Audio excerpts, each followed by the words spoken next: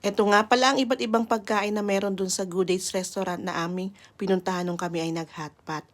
Maraming iba't ibang gulay, marami din yung mga iba't ibang klase ng balls, at meron din nga pala ditong rice. At ayan nga, mainit pa talaga siya. Tapos, meron din dito yung mga mushroom, at saka mga noodles na pagpipilian mo.